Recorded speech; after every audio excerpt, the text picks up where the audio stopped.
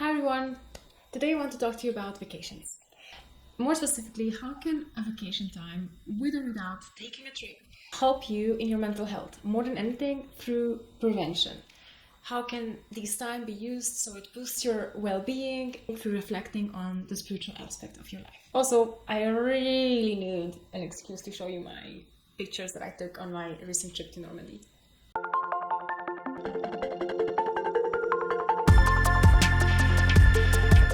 So today I want to talk about trips or vacations, and I know this is kind of a hard topic to touch at the moment because, well, this year, yes, it's not really the best time to use it, but I do hope that with or without Corona, you can take some time off from your normal routine, from your work, and be able to just kind of relax, even if that is a staycation or a trip in your own country, if that's allowed, or even a little bit a longer road trip like what I just had. I totally think that times have a different feeling in our lives. A weekday does not feel the same as a weekend day. And even within those days, we know the meme, Mondays never feel quite right. So I think that can be something that if you're sensitive to those kinds of feelings that are charged within certain times, then you can really use it to your benefit. And this is how I used my vacation time to kind of boost my well-being. First of all, taking time off, and then second of all, using that time in a very wise way. It's really something that will put you right there to taking care of yourself and your well-being. So without further ado, 3 things that I did during some kinds of time off periods in my life that helped me to grow and to work on my well-being and prevent having to go through harder stretches in my life. First of all, whenever there's vacation time, with or without the trip, there is something that happens. And I talked about this in my other video where I talked about switching. For example, even if we don't think about it as much, the geographical space that we're living in and the historical time that we're living in add a lot to how we are functioning emotionally, spiritually, and bodily. And as a consequence, it has a direct impact on mental health. So what happened during my vacation time is there was a switch in the space and the time that I was experiencing on a daily basis. Like, that's kind of the normal, right? Because I took a trip and I was no longer in the place that I usually am and seeing the same 4 walls that I usually see, my mind kind of like got mixed up, and there was a switching involved, and suddenly a new scenery and suddenly a new time perception and a new space that I could take in kind of activated my brain in a new way. And that's my first tip. Allow the switching that happens in your vacation time. If there's a trip that you're taking, the new scenery. If there's this time off that you're taking, then your new time routine. If there is a sort of vacation that you just simply are in the same place, like at your home, but spend more time with certain people, then the social switching. Allow that switching to really have space in your brain and allow the new feelings and the new thoughts and just the new connections that are made to be made. And listen to them. And as you listen to them, see where they are bringing you. For me, I really, really enjoy the sea. And every time that I am able to make vacations or just have a trip somewhere, I am so happy if that can be near a body of water, but hopefully the sea. So I was on the beach this one morning and I was just taking in the whole scenery of what was happening. And I felt this huge wave of peace upon me as I was just seeing the waves like coming and going and coming and going. And my thought association with that is that how life kind of has this waveform that sometimes it's higher, sometimes it's lower, sometimes it's coming, sometimes it's going away. And yet it somehow still belongs to one big scenery. And it's maybe a bit hard to talk about what exactly happened in my brain at that moment, but just allowing for space for that feeling and that thought and that associations really gave me an old new outlook that I could just take in way after my vacation time.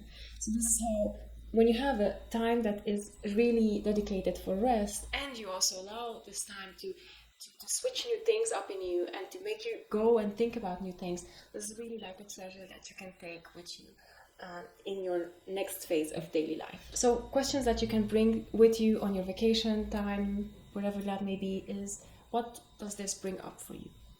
Can you hold space for that? And if you do, how does it speak to you? Where does it want to lead you?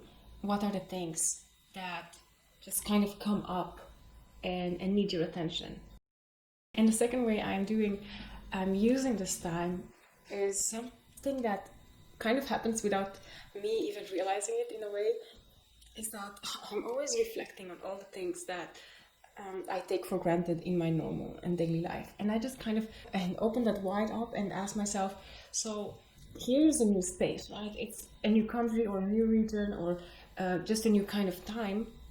What are the characteristics of this space and this time, and in comparison to what I'm doing in a normal life? Just to give you, for example, an example is like I have my normal morning routine that I use every day in my mornings, and they really help me go through life and my daily life in a way that I'm grounded.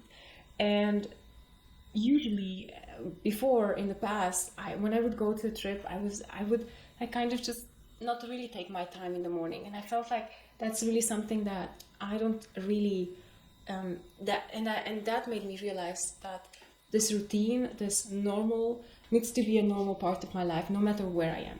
So, for example, there's this thing I do, that when I go to a new place, I'm trying to realize what are the routines, or just kind of how does normal life look like here, and what are the things that are new to me. Do they inspire me? Do they kind of make me want to incorporate some of those routines in my life? Do I want to bring that home like a souvenir?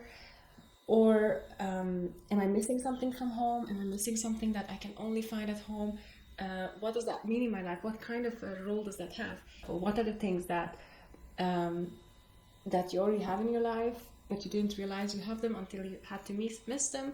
Or what are new things in your life that can be part of your life, that you've learned on this trip, that you can just come and incorporate in your daily normal routine? And last, the third point is that I always like to use this time as a kind of a time of reckoning. I'm not sure if I'm using this term correctly, but it's kind of how it comes to my mind. I feel like whenever there's like the end of one kind of a time, and then there's rest, and then the other kind of a time comes, and I'm realizing now that comes from me being so long a student that you would always have the semester and then the break and then the next semester, is that I always kind of use that time of rest also as a time of making a mental list of all the things that have been happening, all the things that I have in my daily life, or in my spiritual life, emotional life, social life, all that, work life, and see what are the things that serve me, what are the things that maybe drain me, and what are the things, or what are the aspects that I still need to kind of focus on. Just like like in this Marie Kondo tidying up sort of thing, I put everything together and then I sort them out by not just what gives me joy, but also what has a place in my life right now, and what are the things that are to be considered kind of like emotional, spiritual, social waste that served me at one point, but right now they don't anymore, so they need to be recycled or put to the trash or whatever. And I always like to sort through this kind of thing. So the questions that I ask myself are, what are the things in my life right now that serve an active purpose for my life, and what are the things that maybe need to be forgotten for a moment, or put aside, or just shelved and put whatever. Like, yes, I really use my vacation time to do this kind of inner work. I feel it really does allow me to have more strength and generally a better communication with my own self, and a grounding in what is happening in my life.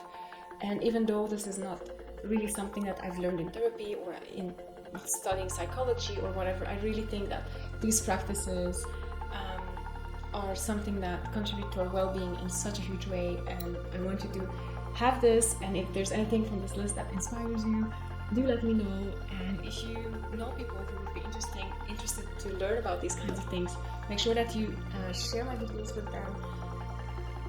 Actually, there's news for you. Some of you already know I am putting subtitles to my videos in 5 languages. They are all automatic, so they're not perfect, but but I have been receiving requests from people who want to kind of have subtitles in their own language, even if they are not perfect, that they can understand a little bit. So if you know anybody who speaks English, German, Romanian, Hungarian, or Spanish, and would be interested in learning from these kinds of videos, make sure that you send this video and the other videos to them. Can't wait to have you all in my community. And by the way, to have you in my community, I need you to subscribe to this channel.